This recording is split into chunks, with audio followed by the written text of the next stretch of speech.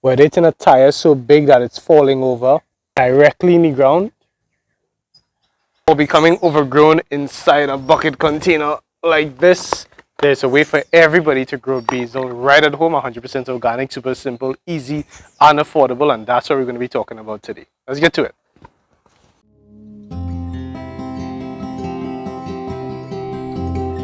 Hello everyone, thank you all so very much for joining in. This is Dylan from the Trinidad channel, and I'm so happy that you're here for this video.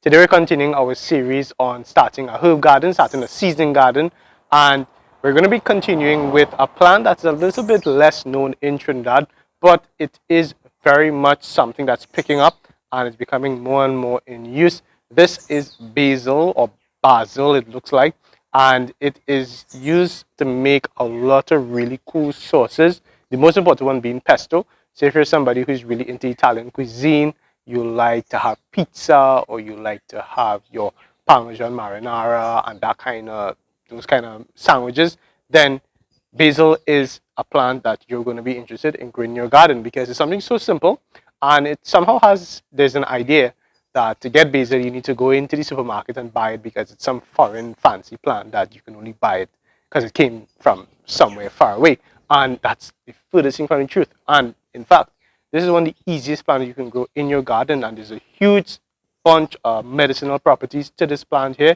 You can use it for toothache, you can use it for high blood pressure, you can use it for warding off pests in your garden. There's a lot of uses for basil besides the culinary part. So it's well worth the time to learn to grow it because it's so easy. And the very first thing that we're going to be talking about is how easy it is to get the soil for basil. Basil will grow in pretty much any kind of soil. There was a bomb threat. It's a weird thing for me to mention. There was a bomb threat a while back in schools in Trinidad, and I happened to be in an area where I had to be evacuated because of the bomb threat. And we went into a park, and in that park, I saw some leaves rotten in a little pile in the park, and I said, there's going to be something interesting in that pile. And I dug around a little bit. It wasn't anything that I wasn't worried like there'd be snake or anything like that inside the pile because it was very light, gentle, although I was careful. And I went through and I saw that there was compost underneath all of those leaves. I don't know what quality of compost it would be, but it was just there. And I took that, I put it into this bucket, I put a seedling into this bucket, and this is probably just about 6 weeks after. And this is the basil. I started the seedling from seed because basil is something that you can start from seed very easily. It's not a tricky thing to start from seed at all. It grows so fast, so easily, and you can get seed at most agro shops. So just go and ask for basil seeds. It's very easy to germinate, and this is the result here from soil that basically I just got from nature, from just outside there in the park. I just took a little bit, just like a bag, a small like a plastic bag, average size plastic bag, that I happen to have because I know somebody's going to ask in the comments how I was able to carry it.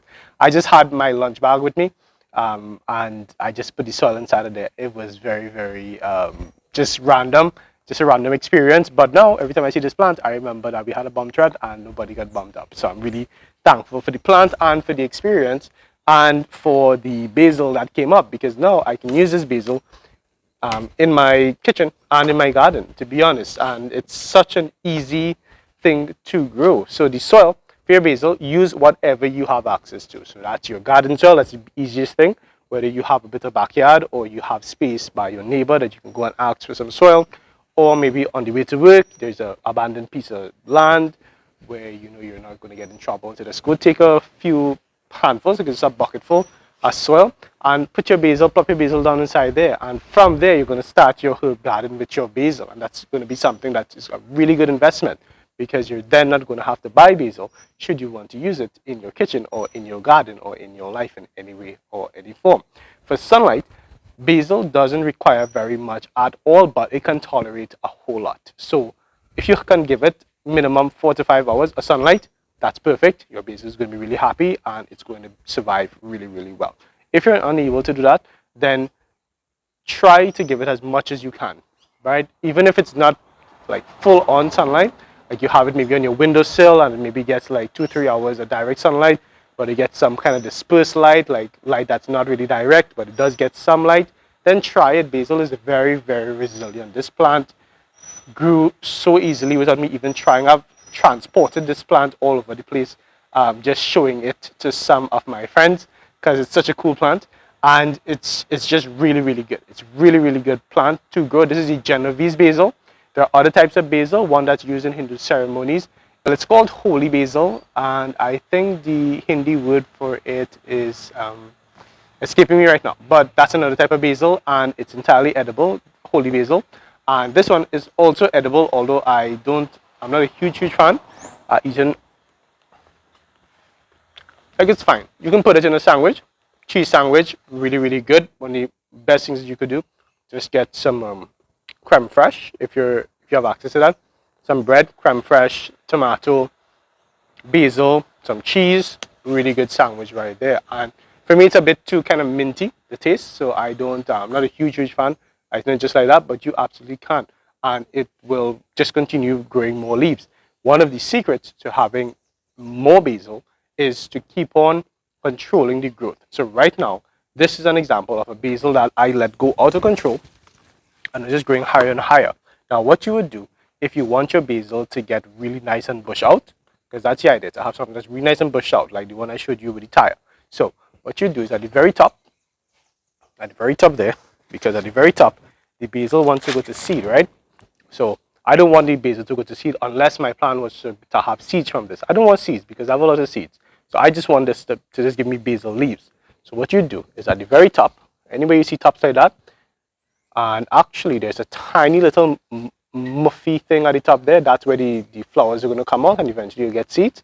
But you just come in and you just pick it off like that, and you can then put that into your kitchen, or I would just rip it up like this and just put it just throw it all over the garden, and the very strong basil smell from it is going to help to ward off pests in your garden. So it's really good for doing that for you in your garden itself. You can also put it in water. Basil water is used as a form of tea, and you could also, of course, just take it into your kitchen, grind it up, and make some pesto.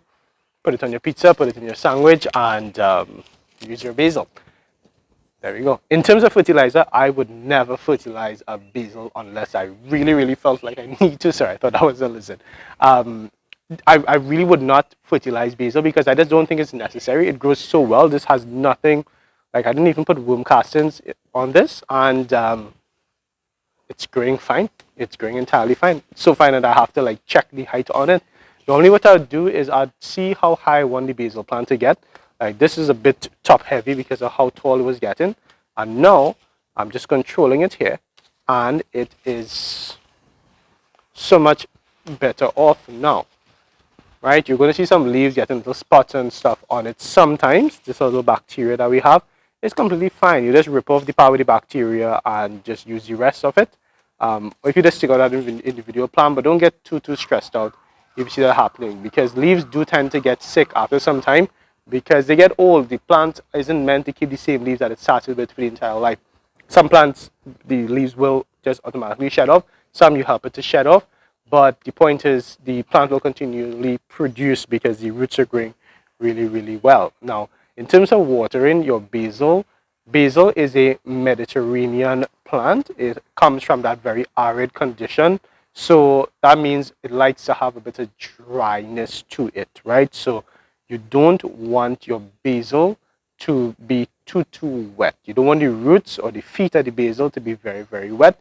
Let the basil dry out a little bit. So that means watering your basil. If it's in a container like this, now container plants generally need more water than plants that are in the ground. The one in the ground here, I haven't watered it in, maybe I planted it about 6 weeks ago. I probably watered it the first week when I planted it in, because it's just good to do when you plant a new seedling that you manually water it.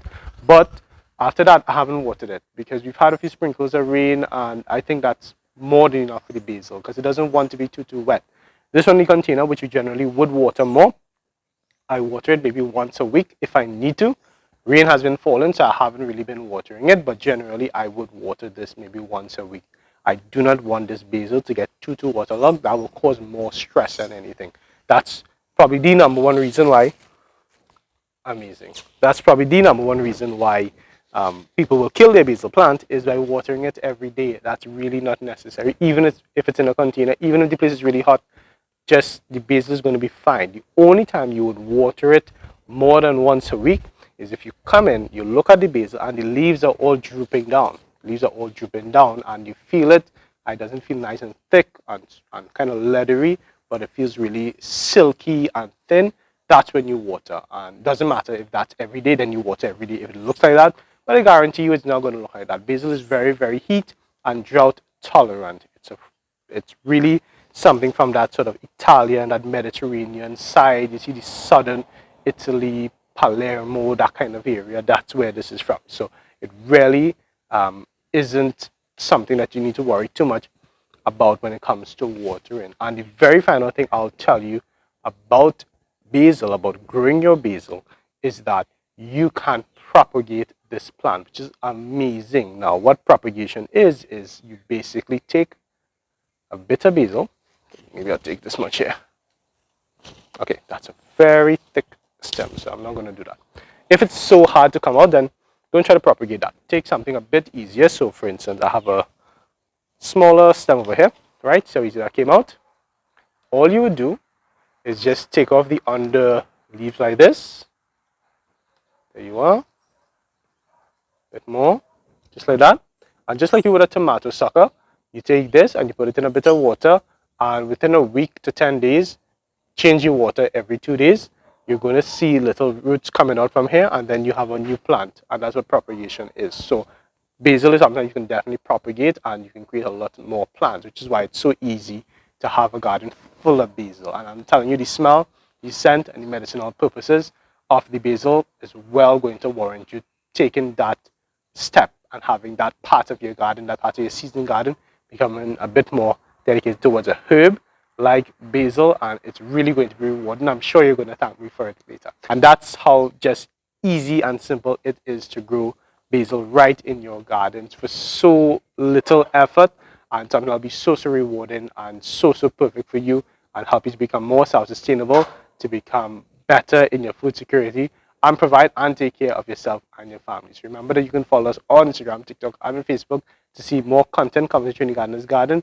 And feel free to tag us on any of those platforms, because we're so happy to see what you all are getting up to in your gardens. Remember, as always, it's been the Trinity Gardener's channel reminding you to get up and get growing. Take care.